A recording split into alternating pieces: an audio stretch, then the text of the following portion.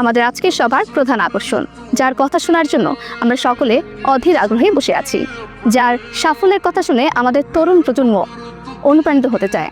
তিনি আর কেউ নন, আমাদের সকলের প্রিয় জনাব মাহির চৌধুরী। আমাকে কি একটু নার্ভাস দেখাচ্ছে? নার্ভাস দেখাচ্ছে কিনা জানি না, তবে আমি একটু নার্ভাস। আমার গত 6 বছরের ছোট্ট একটা ক্যারিয়ারে আমি কখনো কোনো সম্বর্ধনা অনুষ্ঠানে যাইনি। ইনভিটেশন পাইনি এটা বললে ভুল হবে, পেয়েছি কিন্তু সাহসে কুলায়নি। তবে আজ কেন আমি এই অনুষ্ঠানে আসলাম, এনি আইডিয়া?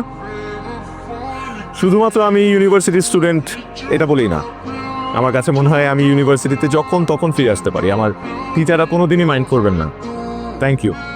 এখানে আসার আরেকটা কারণ বলতে পারেন, আপনারা সবাই তরুণ, এই কারণে কোনো ভুলভাল কিছু বলে বিপদে পড়তে হবে না। একটা সময় আমিও আপনাদের জায়গায় ছিলাম, ঠিক এই সিটগুলোতেই বসেছিলাম। তো আজকে ভাবলাম আমার লাইফের কিছু অভিজ্ঞতা আপনাদের সাথে শেয়ার করি।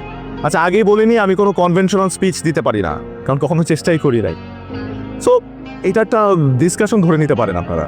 তোমরা তিনজন চাকরি না করে কি করতে চাও? বিজনেস। বিজনেস। বাকিদেরকে একটা সাজেশন দেই, তোমরা আজকেই তোমাদের সিভিগুলো এই তিনজনকে দিয়ে রাখবে, কারণ একটা সময় এই তিনজনের কাছেই তোমাদের যেতে হবে চাকরির জন্য। দেখো, একটা দেশে সবাই যদি চাকরির পেছনে ছোটে, কেউ যদি ব্যবসা না করে, তাহলে তারা চাকরিটা করবে কোথায়? মিশন তো শেষ, তাদেরকে চাকরিটা দেবে কে? সরকারের পক্ষে তো সবাইকে সরকারি চাকরি দেওয়া পসিবল না, তাই না? আমরা আসলে আপনার সাকসেসের গল্পটা শুনতে চাই। আমার গল্প কি করার কথা ভাবছো? ব্যবসা আছে, খুব ভালো যাচ্ছে আলহামদুলিল্লাহ। আমি অলরেডি একটা ব্যবসা শুরু করেছি। ব্যবসা?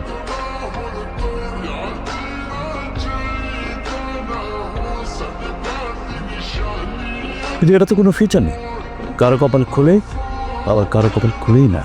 চাটা খেয়ে যেও, আমার শেষ, তার সাথে আমার কথা শেষ।